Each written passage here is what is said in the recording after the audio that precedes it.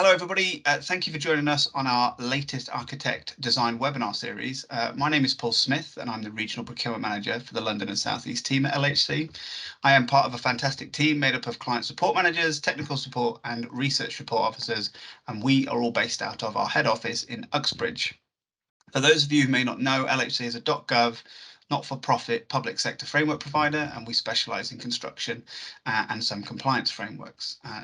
This webinar is our next in our series of webinars to showcase the amazing talent on our architecture design services framework, and you will soon see some fabulous presentations from a number of the architects on our framework, specifically from Lot 7, the new design lot, which was specifically created to remove the barriers to public sector works for smaller or emerging practices who regularly face barriers when trying to secure public sector work. More than 80% of the appointed companies on this lot were not on any other public sector framework prior to joining the ADS framework, and you will soon see some of the amazing innovation and talent that these companies can offer you. You may have heard that the ADS framework has recently won 2 Social Inclusion and Diversity Awards, and it is nominated for a 3rd in July. Now, whilst this is down to the innovative approach to procuring the framework, which focused on procuring new, innovative and diverse practices that represent the communities of London, the awards themselves are a way to promote the breathtaking talent that sits on the ADS framework. And without further ado, I shall hand over to Sam, who will begin to introduce these amazing architects. Thank you, Sam. Thanks, Paul, and good morning, everyone. Thanks for making it to today's webinar. As Paul mentioned, we're showcasing some of the works by our architects on the new design lot today, which is Lot 7. In our last 2 webinars, the architects who presented gave some really thought-provoking presentations on their work. So I'm very much looking forward to seeing what I'm sure will be a continuation of that today. Just as a quick introduction to myself, I'm the Technical Support Officer for the London South East region of LHC. I come from an architecture background myself, studying and working in practice before joining LHC and having the privilege of working on the ADS framework. Many of the architects on this framework I would have been inspired by, some even referenced in both my studies and professional career, which is why I was so excited to have the practices that we do on the framework.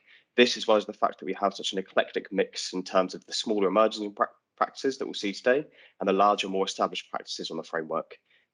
It's promising to see a real shift in the public sector right now, with the high level of design we would usually expect to see in the private sector becoming increasingly more present in the public buildings, the public realm, as well as seeing smaller emerging practices given the opportunity to have an input in this sector and win work. As mentioned today, it's all about showcasing the high level design which some of our architects on our new design lot have undertaken. So today we'll be hearing from Richard from Gatti Routh Rhodes Architects, Jessam from Al-Jawad Pike, Robin from Chadwick Dryer Clarke Studio, and last but not least, Lanre from Gbolade Design Studio. So without further ado, I'll pass over to Richard to kick things off.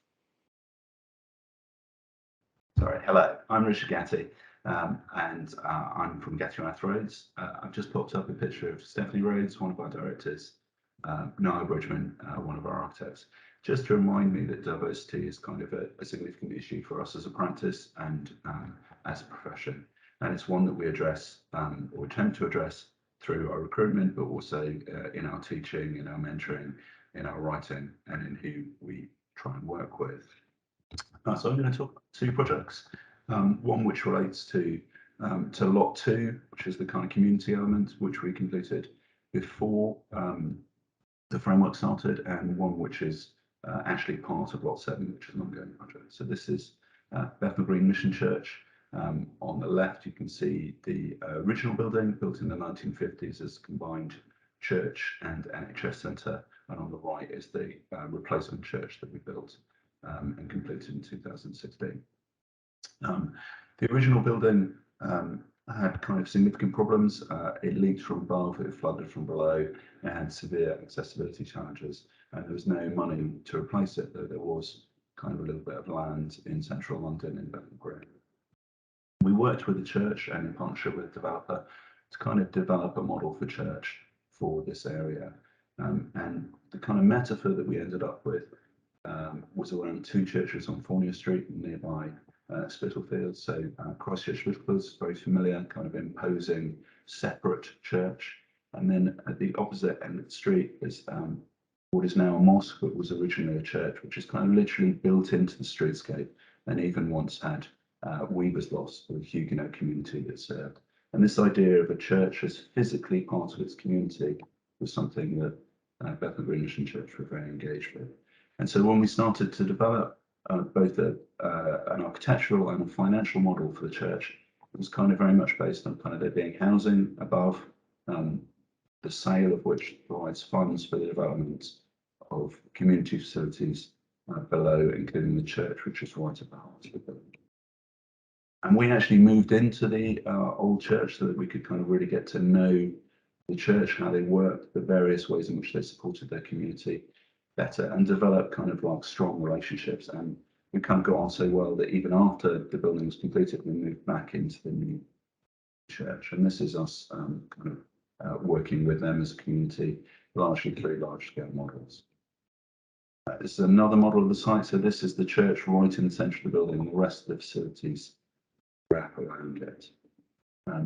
The other kind of significant thing about this as a building is that it's kind of got two very distinct structural types. So the lower portion of the building is built in concrete, and then the upper portion is in cross-laminated timber, a modern method of construction that both acts as a carbon sink, but also significantly reduces the weight on the foundations below, which both saves concrete and meant that we didn't have to pile an extra railway in a conservation area.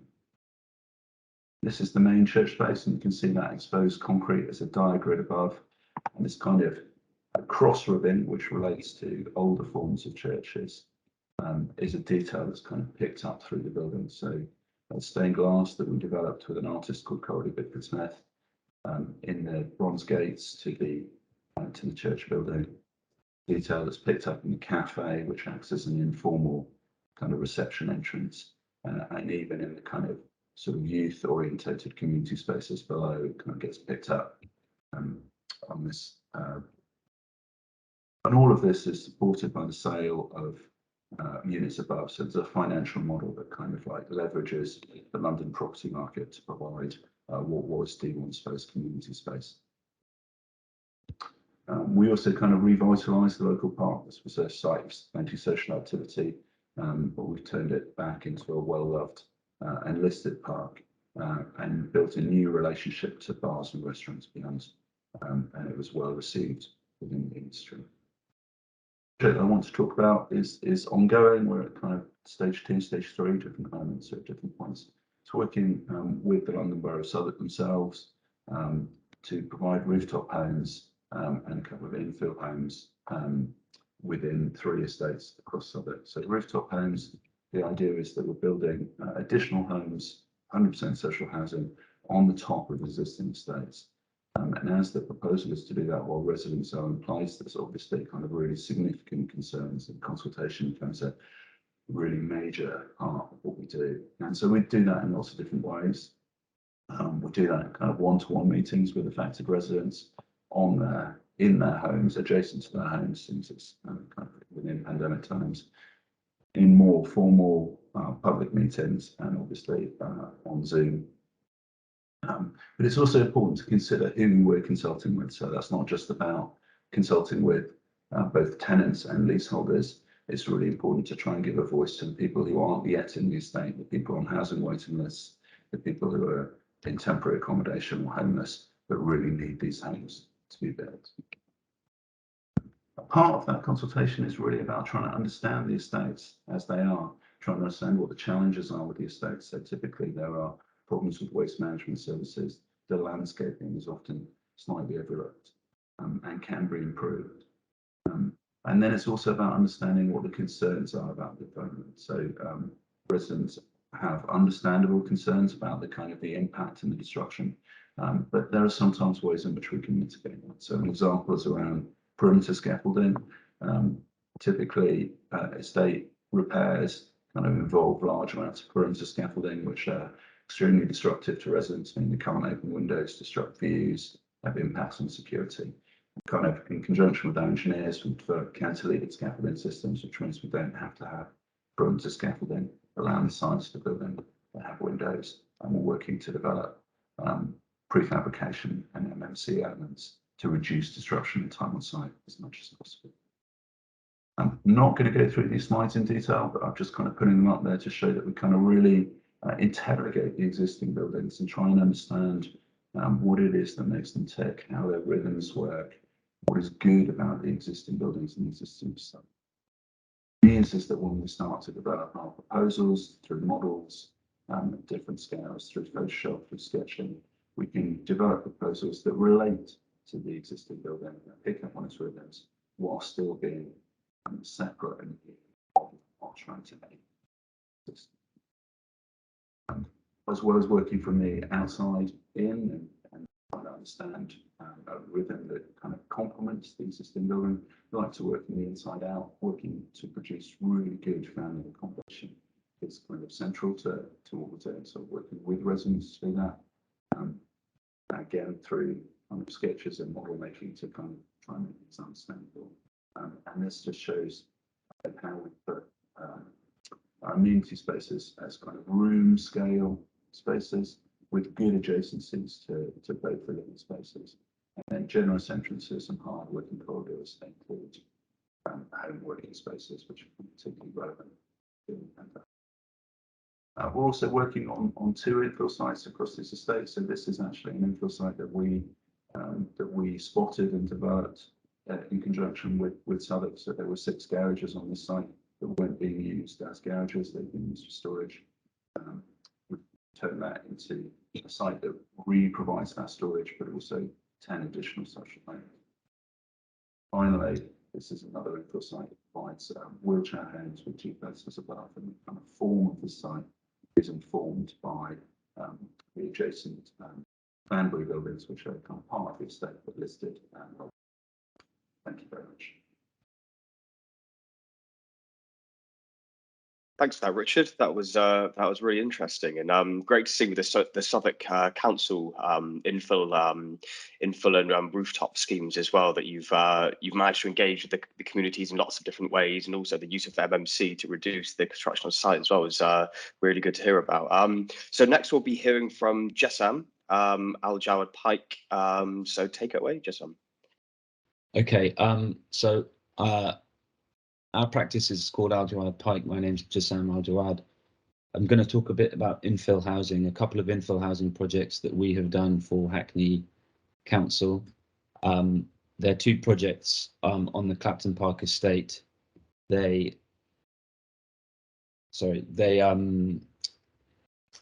both infill projects in the sense that they're former garage sites. The first one I'll talk about is the Mandeville site at the top.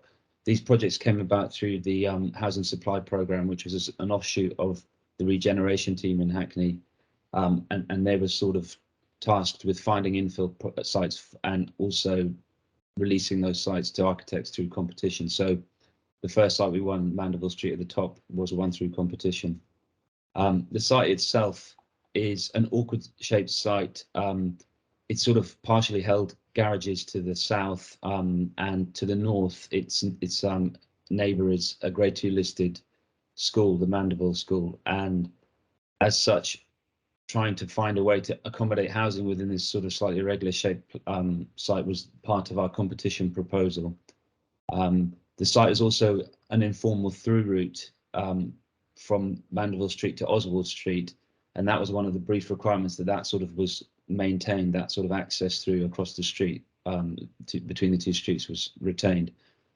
Historically, that site had terraced housing, and through the passage of time, both through as a result of bombing in the Second World War, but also because of compulsory purchase and the provision of new housing developments in the 60s and 70s, the whole nature of the site had become quite sort of fragmented, with tower blocks, as you can see on the slide on the right, with larger open spaces and tower blocks, and it lacked a sense of kind of urban grain that it used to have. Our proposal massings related to the kind of complexity of the site. We tried tower sort of, arrangements. We tried courtyard arrangements, but in the end, we settled on a sort of arrangement that rotates around the site, clarifying the through route from Mandeville Street to Oswald Street. And as you can see, all the houses face away, and the buildings face away from this area here, which is the nursery court playground. And that was an area of great sensitivity in terms of consultation with the school about the houses overlooking the nursery playground. So there was both a kind of a stepping down of the massing to sort of minimize the overshadowing onto that, and also a kind of orientation away from that, to prevent overlooking onto that nursery playground. As you can see on the left, we carried out lots of consultations with the school and with the wider community through making models and talking through the proposals generally. Also, part of that process was developing imagery to sell the scheme both at planning stage.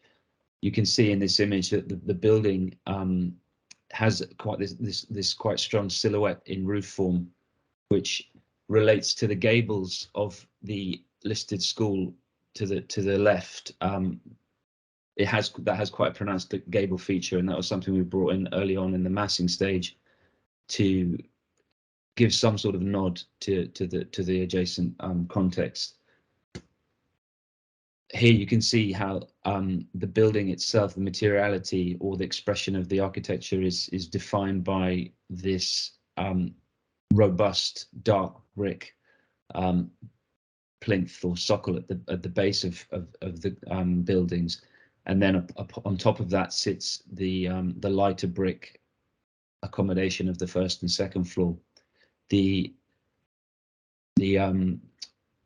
reason for doing that essentially was that because they're effectively four discrete buildings, we wanted to tie them together and have them feel like one building.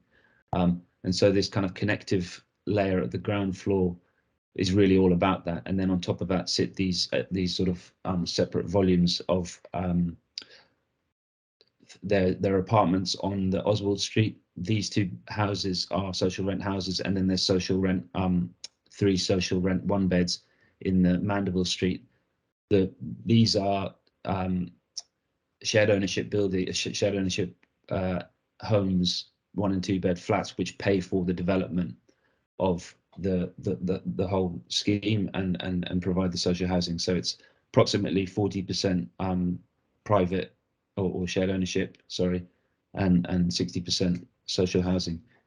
This plan illustrates the ground floor plane, that through route from east to west, the social rent houses here and the gardens to their sort of amenity spaces to the sides of them, to just create more openness and more kind of less overshadowing to the school to the north. And you can see here that sort of change in sectional kind of arrangement where the lower buildings and that more open space is connected directly to the nursery to the north.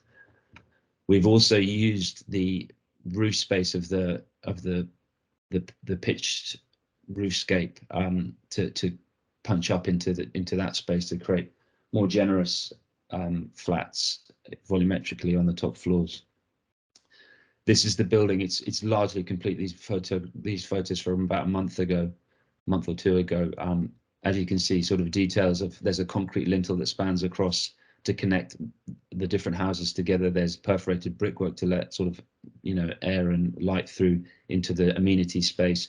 The windows are flush on the ground floor to create a distinction between those deep set windows on the high level. And here you can see that profile, that gable profile, sort of mimicking the gable profile of Mandeville School. This is the view from Mandeville Street, and here the volume is more boxy, but also the location of the staircase in this area enabled us to create a sort of more punched hole, perforated sort of compositional arrangement of windows on that elevation. The next project I'm going to talk about is Daubeny Road, which is the site to the south. Again, another former garages site.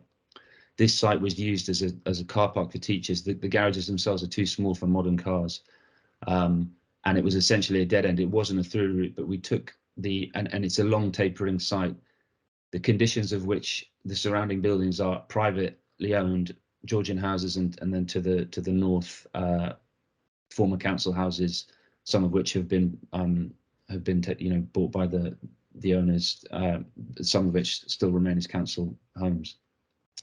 So our approach to this site was to develop something that was much more a sort of low-rise, typical terrace street, but we wanted to and to incorporate a through route, as we had done with Mandeville, a kind of an informal through route shortcut from Redwall Street to Daubney Road. We wanted to avoid a very kind of flat facade, and so we developed this idea of staggering the volumes, which are a mix of 2 beds and 3 beds and 4 beds at this time at competition stage, rotating them, introducing a covered entrance area, which was something that came out of our experience from Mandeville, to giving a mono pitch to the roofs, which was oriented towards the southwest for solar collection, and then these defensible spaces, which you can see at the bottom, for which were planters. This was again a physical model. We're quite keen on making physical models in the office, just to sort of interrogate and represent the architecture and think about materiality to a degree. So the buildings themselves are sort of defined by a granite base and a lighter brick top. In terms of the plans, you can see here there's 11 houses. They're a mix of, in the end, the tenure that was settled on was a mix of 2 beds and 3 beds, and then 1 4-bed fully accessible unit on the end. They have this covered entrance where you can see this informal kind of path, the pedestrianised path that connects through, and their sort of yards or gardens to the south, which are then sort of abutted by this southern boundary wall. On the first floor, the mix of 2 beds and 3 beds is apparent. The 2 beds are effectively 2.5 beds because they have a small box room. The 3 beds, as you can see, a typical one here, they have, you know, storage, ample storage, generous hallways, 2 double rooms and 1 single room. And the outlook of these bedrooms is this way and through a small porthole window here, because there was a lot of sensitivity from the neighbours here about overlooking onto their gardens. This is a visualization of the scheme. You can see that granite base layer with the planters, the staggering kind of profile of the roofs, some details around windows with granite sills to just create a bit of a kind of a moment on the end of terrace, and this kind of wilder sort of area to the north, where the cobble pavings sort of fade out into planting. Bike stores are also held in this kind of northern boundary wall. The ideas of this granite base and this brickwork came from travels both to you know, on the continent, and also just this idea of this granite and cobbled pathway sort of fading out into planting was something that came again from sort of references and was largely driven by Periscope, who developed the landscaping. Details of the red brick with kind of concrete, or in our case granite sills, were sort of kind of borrowed from Louis Kahn. The construction itself was or has been in CLT, which was something that Hackney were keen to kind of push, and this was a test bed project for that. It was a very interesting experience. I think we all learned a lot, and obviously the benefit of it was that it was quick to assemble on site. It's less noisy, and obviously the sustainable credentials are well known. This is some sort of completion, or it's probably about a month or 2 away from being complete, but you can see that the houses themselves are largely complete. The granite planters are in place, and really they're just concentrating now on developing and finishing the public realm area inside. We wanted to have more CLT exposed, but in the end we sort of settled on the ceilings being exposed, and that was largely driven by the maintenance concerns of social housing. But as you can see, there is this kind of whitewash CLT ceiling on the first floor, which is a very nice you know, sort of offer to the social rent housing. And that's me done. Thank you. Thanks, Jessam. That's fantastic. Both really lovely projects, and really like to see that site-specific, very intelligent massing as well, and also a nice reference from Louis Kahn as well, which is always welcome. Now passing over to Robin from Chadwick Dryer Clarke. Okay, good morning. My name is Robin Dryer. I'm a director at CDC Studio, and we are on the framework for Lot 2, Education, Social Care Community, and also Lot 7. We are a practice of 9, and we were established in 2012. So we've been going just over 10 years, and we've worked on a whole range of projects. And I think the thing which kind of holds all the projects together really is a series of ideas. And I think today we'll take you through one of the projects we worked on, and the ideas which sort of made that project. So this is the sports and learning building for the Stephen Peirce Foundation, which was in central Cambridge. And really, for us, it was a sort of the largest project we've worked on, and is a culmination of a whole range of ideas. It's in a conservation area. It's predominantly surrounded by residential houses. Towards the north there, you've got the university, but it's a confined site, and it's that threw up in itself a huge range of sort of challenges, both in sort of scale, noise, and sort of working with the surrounding area. This is a pre-development shot. This is it's a single route sort of vehicular traffic. On the right is the senior school, and it's made up of a series of buildings which were developed over a number of years. The lights there show you the previous entrance into the school, which was very underwhelming. And in the heart of the school was a netball court and some parking, and the buff buildings in the centre were sort of laboratories, but they were just sort of underused spaces. So there was a whole range of sort of elements of the school which had developed, and were not working particularly hard for the school. And this is a bit of an overview. I'm going to take you through the details in a bit, but this is an overview. So within the sort of site, we've got a forecourt sports hall. We've got a new entrance to the school. We've got 10 classrooms. We've got landscape, and on the roof we've repositioned the multi-use games area. This was probably the biggest challenge for the whole project. At the outset, the planners just said, no, you won't be able to do that. We had environmental health, we had noise, and you'll see in a minute it's CLT, but one of the challenges of doing a ball sport area with CLT, there's not a lot of mass, so we had to overcome that as well. So there was a huge amount of technical accomplishments to sort of overcome that. This aerial view shows you, I suppose, where you are, and the school wraps around. So this is all, as you can see my cursor, but this is all the secondary school. And this was a live site for the entire duration. And that in itself brought a huge range of, I suppose, complexities. I think similar to the previous presentation, this also was CLT, and this was chosen because it was a live school site and it would be actually quieter, or as quiet as we can be to sort of constructed, but also it was the speed. So it was constructed in 12 months. One of the challenges we had on this particular site was getting the CLT onto site. One of the other challenges in the conservation areas was planning. It's a 4-story building, and actually knitting the building and the form into that sort of street scene and creating a sort of a building which is now the face of the school was really quite a challenge. And this was the new entrance we produced. So actually there was, you can now see into the school. There's visibility, there's an exhibition space at the entrance as you arrive. The narrow pathway has a canopied space, so if you're meeting, and then to the right you come into a visitor sort of reception area, and then into the school.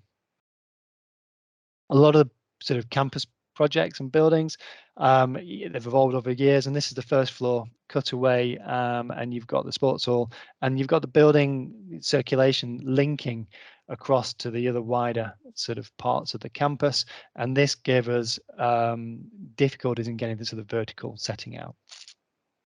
A detail of one of the completed sort of elevations, and at the top there you've got a sort of a waiting area before you go onto the multi-use games area, and at the bottom you've got these little recesses. So we've created, as you go around the building, views into the building, but also little pockets where the students can meet and they can kind of informally sort of gather. I suppose the primary space within this, beyond the sort of sports space, was this sort of multi-use space, and this was not part of the brief. This was a sort of a happy, I suppose, consequence of the design development, and this provides them with something they've never got, which is a sort of medium-sized space for flexibility. CLT, we were really keen on sort of exposing as much CLT as we could to give it kind of a sort of a warmth, a kind of a naturalness. And actually, that came with itself a huge range of challenges, both services and acoustics, and ensuring that we're working with the regulations within BB93 and so on. The cross section really just shows you the scale from the right, where you've got the university building and Union Road and the sort of the 4 stories, down across to the left, where you've then going down to the terrace streets where you've got 2 stories. And to get a 4-court sports hall in the middle of this building was a challenge. And the only way we could do that really was to introduce a basement, and that gave it a whole range of sort of complexities, noise, as I say, adjacencies to the school. You're looking at the school elevation there, and those rooms were completely occupied throughout the entire build. And to the right, we've got a highways, and actually the sheet piles needed to sort of shore up the highways. Construction image photograph, just showing you the CLT, the propping, and yeah, I suppose the interface with the trusses, which are holding up they hold up the mugger above that, but also just the aperture and the panelization, and then the final sports hall, which is in the basement. So you've got a bleacher seating at the end, so it is truly sort of multi-purpose. And then as you walk around, you've got windows and accesses looking into this central space. So it isn't a simple box, but it is got visibility. The louvers on the right provide air into a sort of naturally assisted ventilated sports hall, and this is a canopy space which was at the sort of the center of the whole campus now, and frees up routes and views from side to side across the campus, but also provides shelter and access. On the site, as we were developing it, was a copper beech tree which had been on the site for years, and unfortunately it had to come down because of disease. That canopy we've developed really just is a bit of a nod to this. So this was something which we wanted just to kind of retain, and that canopy space, the columns, really is a nod to the those copper beech tree. And this is the canopy looking out into the multi-space area. That's my last slide. Thanks, Robin. That was great, and really good to see the exposing of the materials as well, and even that nod at the end I thought was a nice little touch. We'll be going now to, last but not least, Lanre from Gbolade Studio. So Lanre, whenever you're ready.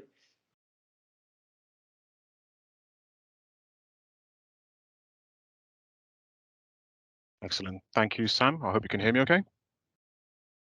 Excellent. Good morning all, and thank you very much for this opportunity to present to, I guess, the various stakeholders working with LHC on this Lot 7 new design. My name is Lanre Gbolade from Gbolade Design Studio, and I will just talk you through a little bit about our practice, our culture, our ethos, and also a project case study as well. So myself, Lanre Gbolade, and Tara Gbolade are co-founding directors of Gbolade Design Studio, and our focus is very much on making everyday extraordinary. We do that out of our base in Waterloo here in London, but work very much right across the UK, and also have 1 or 2 projects bubbling along abroad as well. In terms of who we are, our culture and ethos very much based on, I guess, 4 strands, which is very much around being regenerative in terms of our approach and very much sustainability led. We do focus on really working with our stakeholders in terms of our clients, but also their clients and end users in a community kind of centered approach. We really try to be quite innovative in our design thinking, but also in our processes, and collaboration is a really big part of that. And we try to keep an eye on being quite financially kind of and commercially astute in terms of our approach as well. In terms of our in-house capabilities, there's a small list of some of our capabilities and expertise on the bottom left hand there. So we very much focus on sustainable design, but we do undertake work around design coding, design reviews, and have a strong element of expertise in off-site design and design for manufacture and assembly as well. In terms of our project scopes and ranges, we do work on residential new build design, but also undertake a lot of work in terms of community-led designs for community centres, for local authorities, as well as charitable groups as well. And we do undertake some strategic work in terms of looking at scopes of works around national design codes, but also strategic frameworks as well. Collaboration is a big part of our kind of ethos. We do like to work with other practices, other organizations, because we really do believe in the power of the collective. So we've been working on a number of projects over the last few years in terms of collaboration with the likes of Patel Taylor, Notting Hill Genesis, on Graham Park.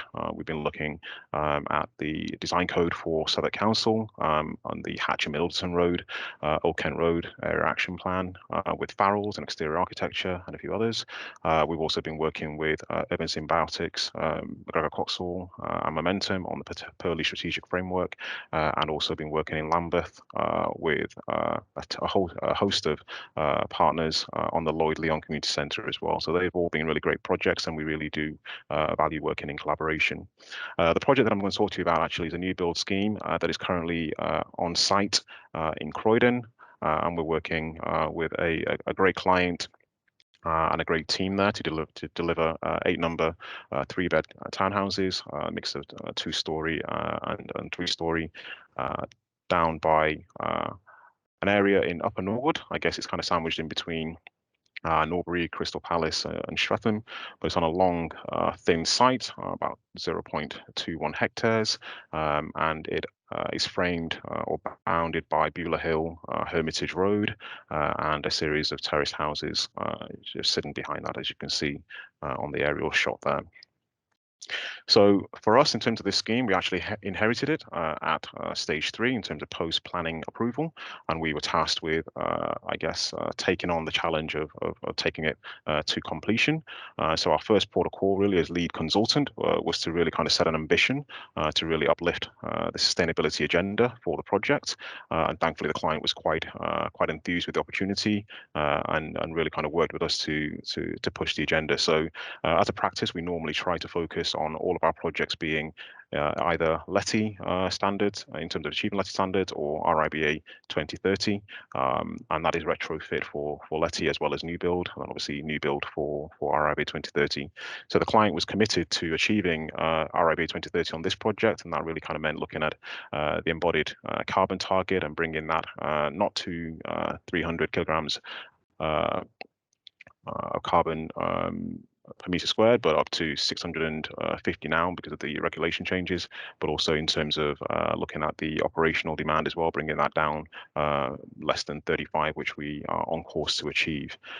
For us, the main kind of focus on the project was, yes, alongside sustainability, we really looked at optimizing the scheme as well and really enhancing it and adding greater value to the client, but also obviously to the end users in terms of occupiers going forward. So like I said, we inherited it at stage 3, and then we did a large body of work with the design team to really optimize the project and enhance the end product in terms of the houses. So a large part of that work was largely internal. But we did undertake some work externally as well, and resolving and refining the external in terms of landscaping and resolving some of the challenges around the steps profile of the site, but also looking at the rear gardens as well, and dealing with some of the challenges that we faced there. We had some minor adjustments to the roofscape in terms of addition of roof lights to bring in more light across the terraced houses in terms of 3 stories, but also to the 2-story dwellings as well. So as I mentioned, in terms of internally, a large part of the work was largely around the internal kind of layout configuration, and we did undertake quite a lot of work to the dwellings to kind of really increase the value of those, but also increase the experience and uplift the experience within those dwellings. So you can see here on both plans, well, obviously the planning approved scheme on the left and our optimized scheme layout on the right. So we kind of flipped the kitchen dining from the rear, from the front of the property to the rear to capitalize on the opportunities to open up those bifolds towards the rear gardens. But we've also done a lot of work with the level changes within the dwelling as well, in terms of creating opportunities and glimpses in terms of views and opportunities of connections with family members, but also introducing working space within the dwelling, as this scheme was conceived actually in terms of going to site through COVID, and the client was quite keen to respond to that as well. So we found ways to create innovative nooks within the kitchen, living space, dining space, and create that sense of activity and dynamism within the floor plate. we're quite been conversant as a practice, and we really do push the boundaries in terms of how we use that to enable our workflows. And we have developed this completely in BIM, federated with all the other consultants as well, and really kind of leaning on our expertise to kind of bring them on board in terms of those that didn't have this skill set at the beginning. So that was quite useful in helping the client to really kind of understand the scheme, but also for us as a design team as well to have a really fully coordinated scheme and reduce any defects and issues and challenges on site. So that has been really, really successful. In terms of some of the internal shots, these are some of the CGIs, and we're hoping that over the next couple of months, as it's progressing towards completion, it'll be exactly as you're seeing here on screen. And you can see some of the qualities there in terms of the work from home space, the various level changes, providing I guess excellent kind of variation and interest and opportunities for dynamism within these dwellings. So in terms of current progress, these are just a few shots in terms of where we are on site at the moment in the bottom right-hand corner. This was probably taken about 3 months ago, so we're actually progressed quite a bit beyond that, and we are looking for an end of September completion. But in terms of some of the opportunities that were developed with ourselves in terms of taking a bit of a lead on the sustainability agenda for the project, we very much looked at moving the client towards more sustainable products, and we have a lot of timber within the dwellings. You can see the posi joist there, but you can also see the internal timber walls. We've got a lot of glulam beams spanning across the various terraces, and also we've used a lot of Pavatherm wood fiber insulation within the roofs as well. So as a scheme, we've also captured the opportunities to use solar panels for low power generation, MVHR for ventilation and fresh air stability within the dwellings, and we introduced air source heat pumps as well, and underfloor heating for low temperature space heating as well. So as a scheme, really pushed the sustainability agenda right up from what we inherited, and the feedback is that obviously from a kind of value add perspective, it's really kind of reflecting quite well in terms of the interest that the scheme is generating as it goes to market in the near future. And that is it from myself. Thank you. Thanks, Lanre. That was great. It's good to see how much collaboration work you're doing, and I think those internal layouts you showed with the different level changes is really effective as well. You can see in the visualization. So look forward to seeing those in when they're actually built. So that's it then. That's another informative showcase from our architects. I just want to say a big thanks to Richard, Jessam, Robin, and Lanre for their engaging presentations. I hope you enjoy them as much as I did. And just to reiterate, what you just saw were presentations from some of our architects on the new design lot 7 on our Architect Design Services framework. The framework is available for all London public sector organisations. And if you would like any information on the framework, please get in touch with either myself or Paul, or any other member of the London LHC team.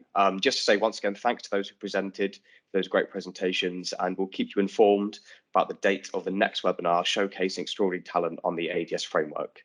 Thanks all and have a good day. Thank you very much, everybody.